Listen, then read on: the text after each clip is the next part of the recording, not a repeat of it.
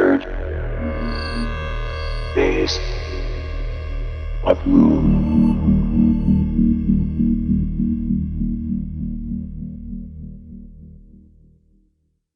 We have an unidentified flying object.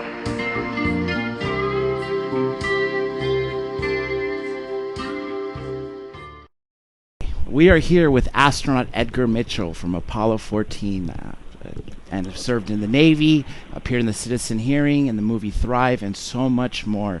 Dr. Mitchell, it's a pleasure to have you back on. Of course, you wrote the preface for Dr. Roger Lear's book, who sadly passed away before he got to see the book released, and he was a big mentor to us and a good friend of mine. What impact did he have to you and to the rest of the world? Because obviously to us, the world is definitely a smaller place without him. Well, we didn't have that much interaction a bit. We knew each other, but we weren't really that close, as a matter of fact. Now, you were on the third mission to the moon, which was right after Apollo 13. How did you feel going on that mission, knowing that? Apollo 13 was initially my mission due to circumstances, and that was the way we planned things in those days. You served backup crew, and then 3 flights later, you were eligible for a prime crew. I served backup on Apollo 10 with Gordon Cooper, which meant we would be for Apollo 13. But Gordon wanted to retire after he had been in the program for quite some time, and wanted to retire after Apollo 10. And Alan Shepard, who had been grounded with an inner ear problem, had that fixed and wanted to come back on status.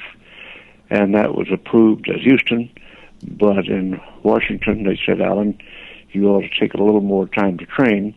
So they forced a switch between our crew, which would have been Apollo 13, and the then Apollo 14 crew, Jim Lovell's crew. And so they took 13, we took 14. They got a bad machine. We got the good machine. And so we actually ended up flying the Apollo 13 mission. We just called it Apollo 14.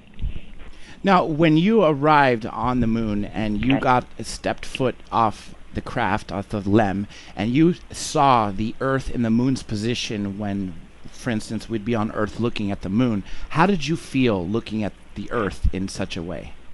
Well, that came later. We were so busy doing what we had to do. We had a timeline, we had a checklist that we had to accomplish, limited time to do it. We had practiced it dozens of times on Earth. So our focus when we landed on the moon was get the job done. And so for the 9 hours we were out on the lunar surface, 2 hours each of almost 5 hours. We had to have a little time to get in and back out.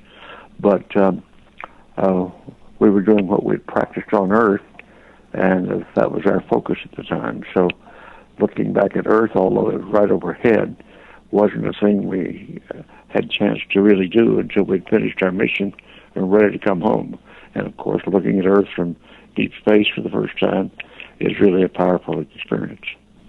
Now, you've accomplished so much in your life, everything from being in the Navy, the pilot, you have a PhD, you were an astronaut. What would you say was the best time of your life? Was it during the NASA missions?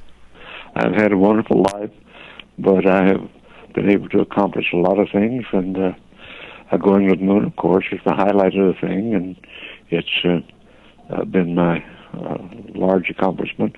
But my Noetic Foundation that I started after coming back from the moon has been a very large accomplishment, and we have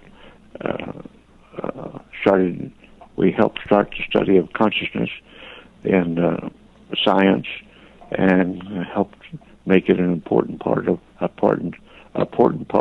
scientific discovery. In the Noetic, your foundation that you started, you were studying the consciousness, and I remember you appeared in the movie Thrive, and there was this course that I took that you also took about subliminal memory. Do you recall anything about that? How does meditating and consciousness and everything link up with what we're doing on Earth today? Meaning, well, I helped write the book on this, but the whole point is we've learned just in our century, and in large measure due to scientists of my group, and that what we're talking about is a quantum phenomenon, and that was at the end of the 19th century when Max Planck, Einstein, and the greats were wrestling with physics, and ultimately organized it by the 1920s in what we now call quantum physics. That was not really accepted as what it turns out to be, that it was a more important than, well, let me put it in a slightly different way, that since the time of Newton and Kepler in the 15th, 16th centuries, the mind and consciousness was not considered an appropriate subject for science, thanks to what's called the Cartesian duality of several hundred years of standing. But quantum mechanics during the 20th century helped us realize that it's a more fundamental property of nature than just matter and energy, and so we have to include consciousness as a fundamental aspect of the universe that we live in. And that is fairly new work that has kind of taken over in science or become popular in science just in the last part of the 20th century into the 21st century, and I've been an intimate part of that. Exactly. I totally agree with you that it's definitely taken a form in the sense of more scientists are accepting and understanding and realizing. Yeah. What would you like to see the future of science with regards to quantum mechanics and quantum physics be? Or what do you Well, our whole point is to understand the universe that we live in. It's the cosmology that people have been asking forever. How did all this begin? What is it? How's it put together? What's out there? And, of course, our knowledge in science, physics, chemistry, astronomy, all of these great topics that help us understand our universe better are advancing at very nice rates, but we still don't have all the answers by any means to how our universe is organized, how it formed, where it came from.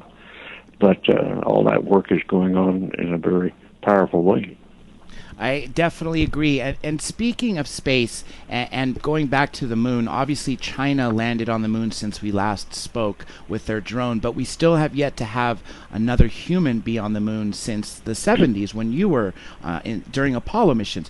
Do you know why we stopped going to the moon, and do you see the United States sending a human back to the moon anytime soon? Well, I don't know how soon, but yes, we have a lot more to discover. Let me point out and remind you that when the Wright brothers flew the first airplane in the early 20th century, 20 years later we had a private airline industry. Well, the same thing is kind of happening now, that after going to the moon in the Apollo program, we have a number of entrepreneurs, Branson and Elon Musk and Bob Bigelow in Great Britain, here in the United States, that have been aspiring to create presence in space as a business, and they're successfully doing so. However, we still have the problem that in due course we're going to have to be off this planet because it won't last forever. The sun will burn out. We're not living sustainably on the planet at this time. We're overpopulating and consuming non-renewable resources at too fast a rate. So we're going to have to change our ways, or we're going to utilize everything on our planet in an unacceptable way. So we're either going to go better and further and faster, like the ETs that come here, or we're going to do ourselves in. You know, you made such a good point, and that's actually leading to the next question that I had written for this. The children of the future, the ones that are being born today or have been born in the last decade or so, are obviously in a time of a horrific change with all these wars going on, like you said, overpopulation and, you know, these diseases, very different from what was going on when you were growing up. What can you tell them to do to help themselves and help our planet and help the human civilization as a whole? Well, my whole theory and my approach to life has been for many, many years to serve the greater good. And right now the greater good is to help create a sustainable civilization. And when people are ready to do that, instead of focusing on all their effort on just themselves and making money and doing the things that please them, but get their satisfaction in life out of serving the greater good, then we have a chance of solving some of these problems. Otherwise, I'm afraid we're very likely to put ourselves in a position of becoming an extinct species. Agreed. And some people say that the reason why we've been increased in visitation is particularly following the use of the atomic testing by extraterrestrials is because they see us destroying ourselves. Do you see them interfering at all in preventing us from destroying our planet, or are they just idly possibly watching by? No. I think there's quite a bit of evidence.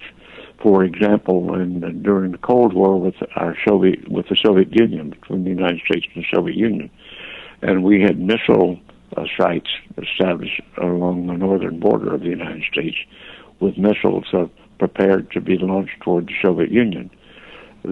I know Air Force officers who were at those stations and responsible, and they reported on many, many occasions UFOs were there and disabled their missiles.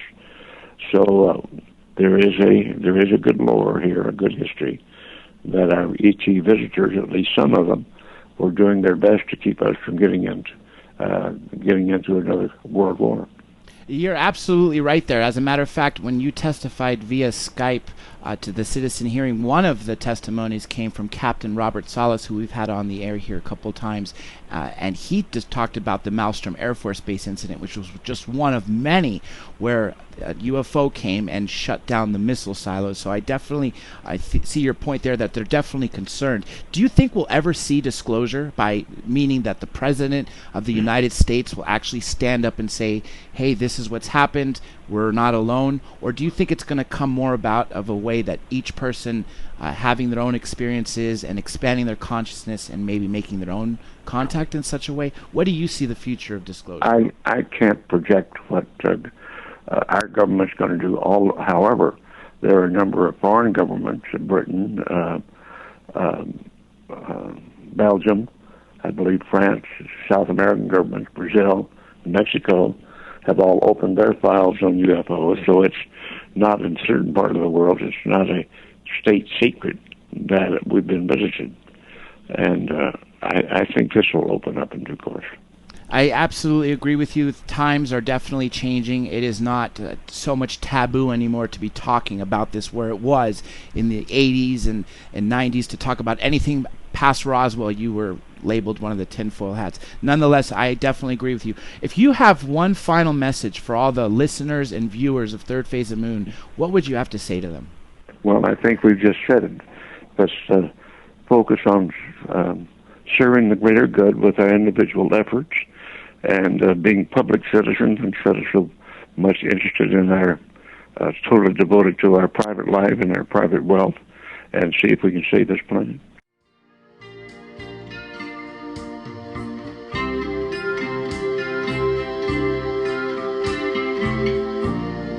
We have an unidentified flying object.